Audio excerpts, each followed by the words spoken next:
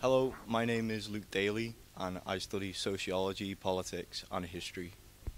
And Luke, we're just about to start this debate here at KGV. Do you have any party that you support? I currently support the Green Party, but I'm not an official member yet. Are there any other parties that you're interested in beside the Green Party? The Respect Party and maybe the Labour Party. At the moment, if you had to vote today, you'd be voting for the Green Party. Yeah. Right, we'll see what you've got to say at the end. Hi, my name's Sean Kane. I study history, politics and psychology. And which parties or party are you leaning towards? Most likely the Labour Party, but I also like the Liberals. If you had to choose between one or the other? Most likely Labour. Hi, I'm JD McIntosh. I'm studying history, politics and economics. And which party interests you? Conservatives. Have you voted before? Is this your first time of voting? Yeah. Despite what you hear today during this debate, do you reckon your mind will be changed? Probably not, but maybe interested in the Liberal Democrats because they're quite popular in Southport.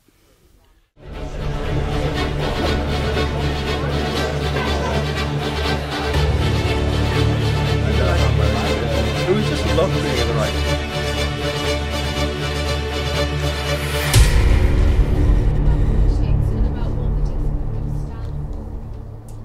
During this campaign, I have been the only candidate to champion the youth of this town and champion them as a priority. Previously, the other people on the panel have courted the older population, and I feel that's for their votes, as statistics show these people are most likely to actually vote. I can understand any one of you being confused or disengaged about the election and what is the relevance to you. After all, the established parties in our town have overseen the removal of so many services relating to children, young people, removal of your medical care, removal of your sports facilities, removal of your opportunities.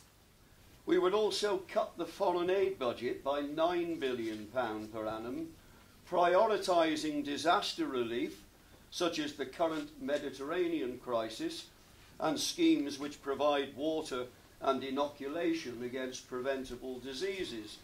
But we certainly wouldn't be contributing to countries in the world that we currently supply foreign aid to, who have a richer economy than we have in this country, and have actually said that they don't want the aid we give them.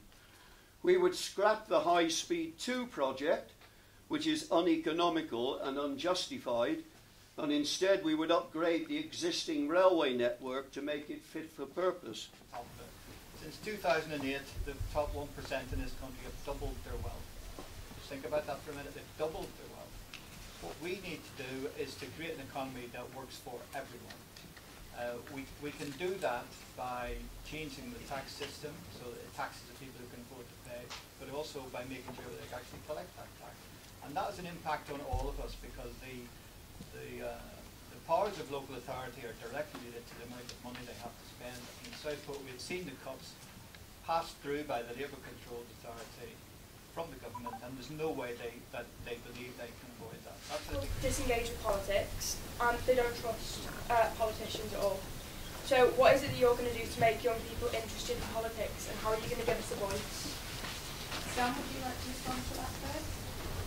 Well, I think a lot actually has been done, because many of you will have come down to Parliament on the trips. You've come down repeatedly down Parliament and been shown by me around the place, shown what odd and eccentric and strange place it is, and you're welcome to do that if I'm successful in the election. Continue to do that. There's an awful lot of good stuff being done here.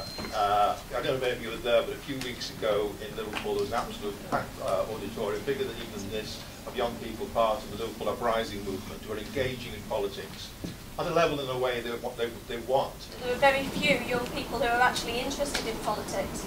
And when I say all the time, that's exactly what was being said 25 years ago when I was first becoming involved in politics. So, you know, it's something that's been going on for a very, very long time, saying that young people aren't involved. And I would say there's 3 or 4 times as many people in this room today as were sitting in the room when I was 18, listening to the MPs coming through in 1992. So, you know, I think something is changing. We also know that young people tend to be more involved in pressure groups rather than political parties. So I think it's a case of young people are involved and we need to be talking to them more as politicians. One of the ways that I would like to do that is I would like to have focus groups if I was...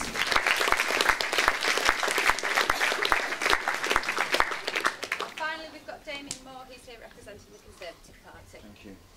There are a lot of you here today, and I wonder how many of you want to be MPs. You know, how many of you do want to do the job yourselves? Does anybody put their hand up? 1, 2, how many more? No more. Going to Europe, there's more money in it. What I would say is it's not that long ago that I was in a hall like this, listening to people like us saying why that they should vote for them. But I was in that position not that long ago, and I did listen, and that's when I became a Conservative. And I became a Conservative because I believed in opportunity, that if I worked hard, that I deserved the rewards that went with that hard work. We really hope for all of you who are eligible to vote next week, you take this opportunity to go out and... Right now with Luke, Sean and Jodie. Jodie, how do you reckon it went? I think it was a bit disappointing because some people were focusing on more of the national side of it rather than Southport itself, which is why we vote for a Southport candidate. And I think Labour and the Southport Party were the best at answering the questions. But yeah, I was pleased with what they had to say. Just remind us, who were you leaning towards before hearing this debate? The Conservatives. Are you still going to vote Conservative? Yeah, I probably would. Because I just think they're, maybe not for Southport, but I think on a national scale they are the right person to vote for.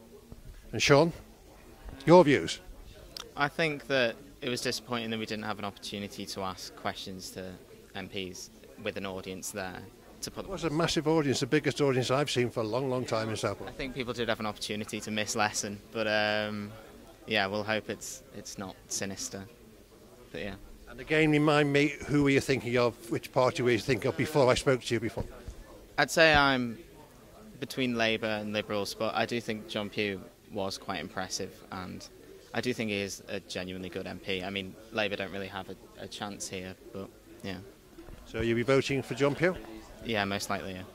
Excellent. And Luke? Hi. Just remind us, who were you thinking of voting for? I was thinking of voting for the Greens, but I'm a bit torn between Labour and the Greens now. It really does depend on whether they stand as like a Social Democrat party or a Democratic Socialist party, especially with how Ed Miliband has drifted to the left of politics. It's very hard to understand, and I didn't really get the opportunity to ask that, unfortunately. So are you still leaning towards the Greens? In local and European elections, I'll definitely vote Green, but I honestly still don't know a week before the election. So you don't know who to vote for next Thursday at national level in a general election in Southport? Not necessarily, no. As I say, it will be Labour or the Greens. None of the other parties really appeal to me, and I don't live in Southport, so I can't vote for the Southport party as shown. Is it going to be a last-minute decision? Yeah, pretty much will. I think I've put too much thought into it, frankly. So. Here's a nice easy question for you. Who do you want to see as Prime Minister this time next week? David Cameron. I guess Ed Miliband. I'd say Natalie Bennett. Realistically, who would you like to see as Prime Minister next Thursday? Realistically, I don't know. Ed Miliband over David Cameron, I guess. And Nick Clegg's got no hope, has he? So. And overall, despite the fact it was a really hot room, this, even I was beginning to wilt a bit, but it was. I really enjoyed it. Yeah. Did you enjoy it? Yeah, I did enjoy it. It's a bit slow, and they all kind of said the same thing. I thought they said all the same things, really. Like, they all didn't really like TTIP, and they all focused on like transport links, but. Trying to play on local issues, aren't they? Yeah. Whether or not they'll be able to change those local issues when they're whipped into line, we'll see. But yeah. Yeah, I enjoyed it. It didn't feel like an hour, I guess. And time flies when you're having fun. So. Yeah. Well, thank you very much for taking part in this little survey. Thank you. Thanks. Thank you.